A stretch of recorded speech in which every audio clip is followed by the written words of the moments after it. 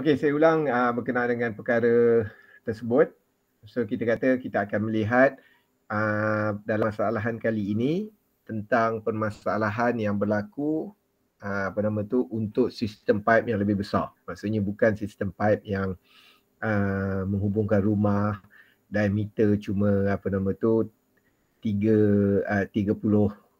mm dan sebagainya. Kita melihat kepada diameter yang agak besar. Oleh itu, apabila kita membicarakan tentang permasalahan jaringan pipe network tu, kita dapati kita akan fokus kepada kawasan ini. Kawasan yang sinilah, complete tubular region. So, beza complete tubular region dengan apa yang kita belajar dalam fluid mechanics 2 sebenarnya, ialah kita dapati bahawa garisan yang reflect kepada friction factor ini adalah straight line. Okay, apa maksud garisan itu straight line? Kita kata walau Reynolds number berubah, walaupun velocity berubah, kita dapati bahawa nilai friction yang dihasilkan adalah kekal sama. Oleh itu kita boleh dapat idea bahawa sebenarnya di dalam satu sistem yang lebih besar ataupun kita kata diameter pipe yang semakin membesar menyebabkan orang tidak akan peduli tentang had laju air yang lalu di dalam tersebut. Maknanya berbeza dengan kita belajar di dalam fluid mechanics 1 dan 2 di mana kita perlu tahu had laju di dalam pipe, kita ada mengira minor loss, major loss, and then kita perlu tahu Reynolds number dan friction juga berubah-ubah. Okay. Tapi awak kena tengok keadaan. So keadaan dia kalau melibatkan sistem pipe yang kecil untuk perumahan dan sebagainya, so awak perlu kira secara fluid 1, fluid 2. Tetapi kalau awak melihat sistem itu adalah sistem air yang menghubungkan satu kawasan yang besar, sistem perumahan dan sebagainya, diameter pipe juga besar dan sebagainya. Oleh itu kita akan buat assumption bahawa had laju sebenarnya akan kurang memberi efek. Okey, so kita lihat kenapa, apa yang perlu kita buat setelah kita mengguna pakai idea bahawa Reynolds number tidak lagi mengubah friction. Okey. So yang ini saya ringkaskan kerana ini adalah pengiraan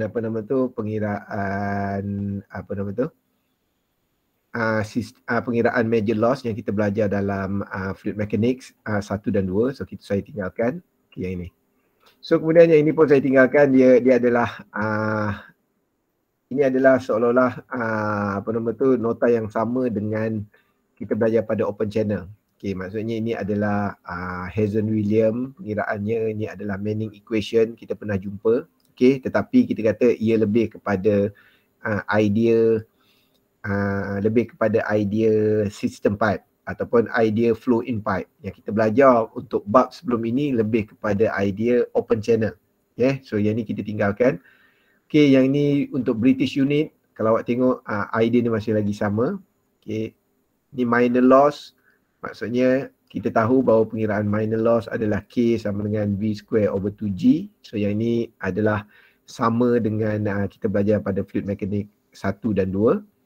So ini adalah kita kata sekiranya kita ada had laju ataupun diameter yang besar kepada yang kecil, so kita kata kita akan ada perubahan minor loss. Okay, yang ini saya rasa kita dah belajar dalam fluid 1, saya skip banyak lah kerana ini saya cuma Okay, kita nak pergi kepada ini. Ini yang paling utama. Oleh kerana kita beranggapan bahawa nilai F akan menjadi constant. Constant tu apa? Yang saya terangkan tadi bahawa jika had laju berubah pun nilai F tidak lagi berubah. Okay, oleh itu kita boleh simplifykan equation yang kita ada. Okay. Ia berbeza dengan keadaan pengiraan major loss yang kita buat dalam fluid mechanics 1, kerana dalam fluid mechanics 1 dulu kita mengira untuk diameter yang kecil. Oleh itu kita kena tahu berapa had laju yang lalu dalam pipe, berapa berapa Reynolds number dia, kita perlu dapatkan nilai friction factor dan sebagainya. Okay, sekarang ni kita kata kita cuba mengira dalam keadaan pipe yang berdiameter besar. Maknanya sistem pipe yang ada di atas tanah lah, yang menghubungkan antara satu tangki ke satu tangki yang lain. Okey. Oleh kerana beranggapan bahawa nilai friction tidak dipengaruhi oleh had laju, oleh itu kita mengatakan bahawa nilai F di sini akan sentiasa constant. Jadi kita kata head loss ataupun kita kata friction tu, kita boleh kira losses adalah F L over D V square over 2G. Oleh itu, nilai velocity ini kita kata tidak lagi menjadi satu parameter utama. Oleh itu, kita cuba ubah nilai velocity tersebut. Okay, jadi kita nak ubah dengan apa? Selalunya orang akan ubah dengan kadar alih Q. Kita tahu Q sama dengan AV. Oleh itu, nilai V kita boleh tukar sama dengan Q over A. Okay. Itu sebab kita kata kalau ada di antara kita yang terlibat dengan syarikat air, Syahbas ke, SAJ ke, Lembaga Air Perak ke dan sebagainya. Okey, jadi kita dapati bahawa mereka akan sentiasa memastikan flow rate itu bagus. Kerana apa? Mereka tidak risau tentang velocity kerana mereka lebih risau tentang kadar alih. Okey. Oleh itu kita ubah penggunaan velocity ini kepada kadar alih. Apa yang boleh kita buat? Pertama, kita ubah yang inilah. Q sama dengan AV, so A sama dengan pi D square over 4. Oleh itu, kita kata V sama dengan 4Q per pi D square. Dan kalau V square sama juga dengan 16Q square over pi square D4. So, yang ini saya rasa awak faham. Dia adalah satu simple calculation yang menunjukkan apa nama tu? Perubahan terms. So kenapa kita buat V kuasa 2? Kerana kita nak gantikan V kuasa 2 tu yang di sini. Okey. Oleh itu sekiranya kita substitute nilai V ini ke dalam rumus itu, kita akan dapati nilai ini. Maknanya HL sama dengan F L over D kuasa 5 darabkan dengan 16 per 2G pi square darabkan dengan Q square. Dan kalau kita lihat perkara ini, kita dapati bahawa 16, 2G dan pi square ni adalah constant. Maksudnya dia adalah satu nombor yang kita boleh kira terus. L over D kuasa 5 pun kita kata akan menjadi constant sebenarnya. Okey, kerana apa? Okey, kita menyelesaikan masalah dalam jaringan sistem pipe yang besar. Maksudnya sistem pipe dalam perumahan dan sebagainya, kita kata orang dah tanam dalam tanah, selalunya checkpoint dia tu akan fix. Maksudnya tak mudah SAJ kejap nak tukar salur pipe air tu, kejap besar, kejap kecil, kejap nak panjangkan, kejap nak pendekkan, selalunya tak. Dia akan fix. So maknanya certain length akan ada and certain diameter. So kemudian kita kata di dalam pipe yang berdiameter besar tu, dia frictionnya adalah constant. So nilai F ini juga akan menjadi nilai constant. Okay. So jadi kalau kita lihat dekat sini, semua nilai di sini adalah constant. Oleh itu, ia hanya dipengaruhi oleh nilai Q. So itu sebab mereka yang terlibat di dalam saliran air, mereka akan fokus kepada kadar alih. Itu sebab kalau awak tanya orang SAJ dan sebagainya, dia akan kata, oh ini flow meter, okay, dan sebagainya. Kerana dia hanya fokus kepada nilai Q. Kerana yang lain ni kita kata semua constant. Maksudnya, untuk jaringan pipe dalam kawasan Skudai katakan, panjang dia punya checkpoint yang utama telah diketahui, diameter pipe pun telah diketahui dan nilai friction pun kita kata dah estimated. So dah tahu semua sekali. So mereka akan kontrol kadar alih. Oleh itu kita kata, okay, oleh itu kita akan menganggap bahawa nilai ini, okay, nilai ini kita akan anggap sebagai constant. So nilai ini kita akan anggap sebagai constant. Oleh itu kita akan beri dengan nama K. So jadi kita ada K di situ. Dan kita kata simplification yang berlaku di sini ialah kita kata HL, kita kata ataupun kita kata total loss sama juga dengan K darab Q kuasa 2. Okay. So ini adalah equation yang akan kita gunakan di dalam bab 2 ini. So maknanya kita dengan anggapan bahawa awak telah matang, awak dah cukup faham tentang major loss, minor loss, awak dah boleh buat persoalan berkenaan dengan Moody chart dan awak boleh menyelesaikan masalah dengan menggunakan idea minor loss. So jadi kita lanjutkan lagi pengiraan tersebut ataupun penyelesaian masalah tersebut dengan menggunakan rumus K darab Q kuasa 2. So saya harap pelajar dapat boleh membuktikan bagaimana K, Q kuasa 2 ini dihasilkan. Dia adalah satu calculation mudah sahaja. So saya harap pelajar dapat benar-benar faham bagaimana perkara ini dibuat. Okey. Kita melibatkan satu sistem pipe yang panjang. Okey, oleh itu kita akan ada dua keadaan di mana sama ada pipe tersebut disambungkan secara bersiri atau pipe tersebut disambungkan secara paralel. So jadi kita kata bagaimana untuk kita melihat permasalahan paralel atau series ini. So saya harap pelajar dapat tengok keterangan ini. Ideanya lebih kurang sama dengan kita mengira resisten di dalam wire elektrik. Dia sama je, dia sama idea tersebut. Okey, kita pergi kepada series pipe dulu. So series pipe ini bermaksud pipe disambungkan secara bersiri. Maksudnya disambung daripada point 1 ke point 2. Kemudian point 2 sambung point 3 dan seterusnya. Dan ia mungkin disambung daripada satu pipe kecil kepada pipe besar kepada pipe kecil semula. Okay, dia mungkin berbeza diameter. Okay. So apa yang perlu kita tengok ialah pertama kita kena melihat berkenaan dengan flow rate dia. So sekiranya pipe itu disambungkan secara bersiri macam ini, kita dapati bahawa flow rate dia masih lagi constant ataupun masih lagi sama. Maksudnya flow rate yang melalui area A sama dengan flow rate yang melalui area B dan sama dengan flow rate yang melalui area C. Oleh itu kita boleh buat equation seperti ini di mana total flow rate adalah sama dengan flow rate yang melalui pipe A yang sama juga dengan flow rate QB sama juga dengan flow rate QC. Okay. Kemudian kita akan cuba untuk mengira apa yang berlaku pada friction ataupun kepada losses. Oleh itu losses yang berlaku di sini kita kata pelajar pun boleh faham losses di sini akan menjadi nilai ini. So losses di sini kita kata untuk losses kawasan ini, so kita kata losses kawasan ini sama dengan KA darab satu kadar alih. Okay, losses kawasan ini sama dengan KB darab kadar alih yang sama. Kerana kita kata kadar alih akan sentiasa sama. Dan di sini kita kata akan menghasilkan KC darab Q.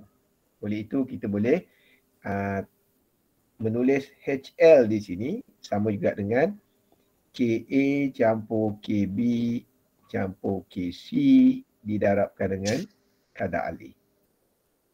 So jadi membawa maksud di sini sekiranya pipe adalah bersiri, so resisten yang berlaku akan sentiasa bertambah. Maksudnya awak campurkan resisten yang berlaku pada pipe A, campurkan dengan resisten yang berlaku pada pipe B dan campurkan dengan resisten yang berlaku pada pipe C.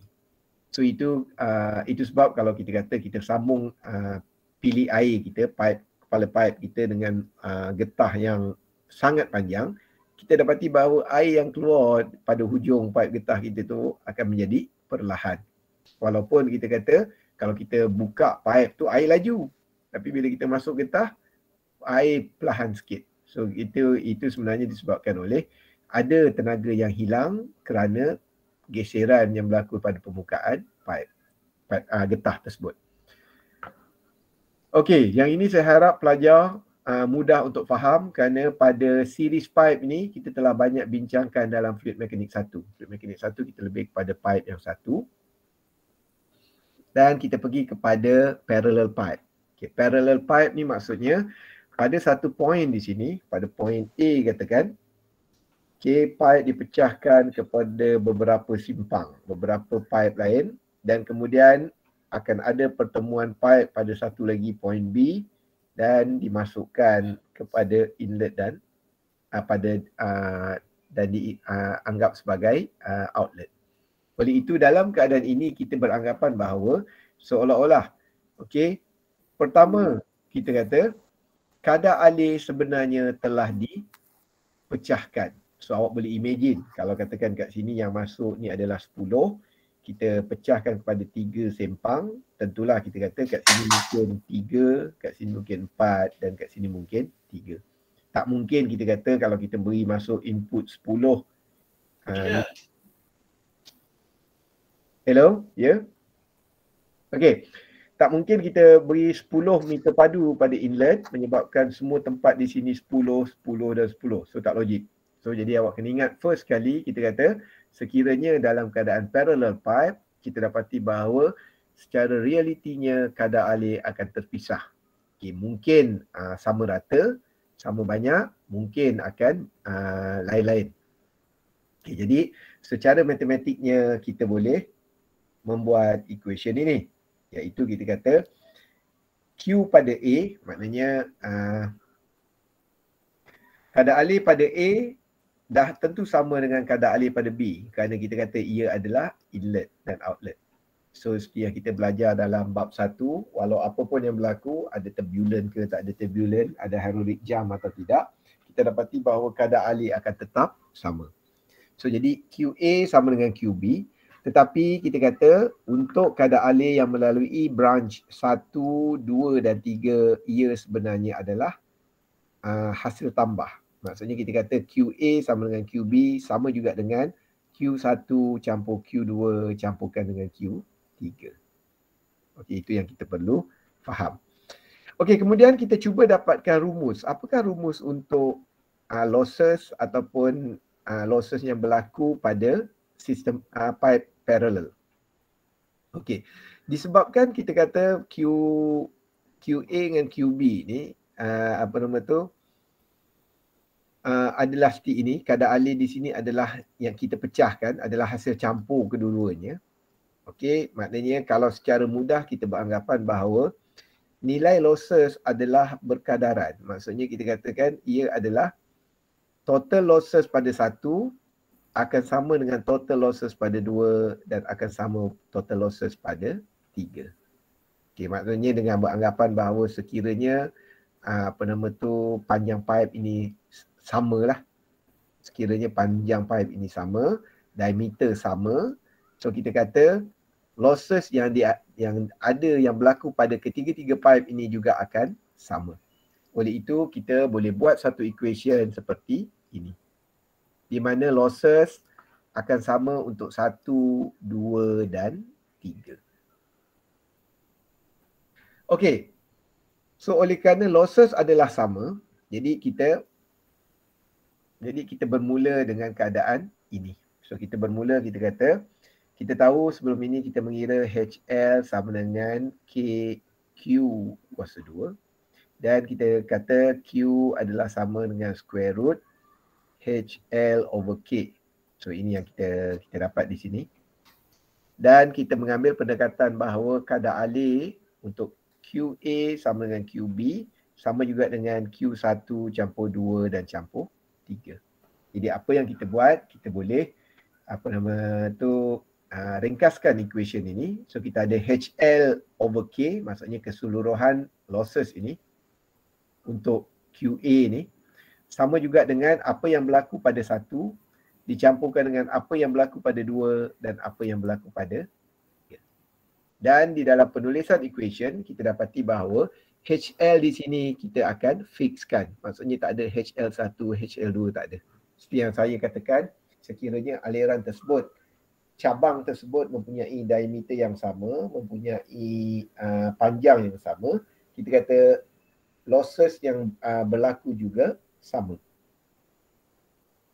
Oleh itu kita boleh ubah equation ini akhirnya menjadi sebutan ini. So jadi kita akan anggap bahawa ini adalah rumus untuk mencari total losses yang berlaku di dalam parallel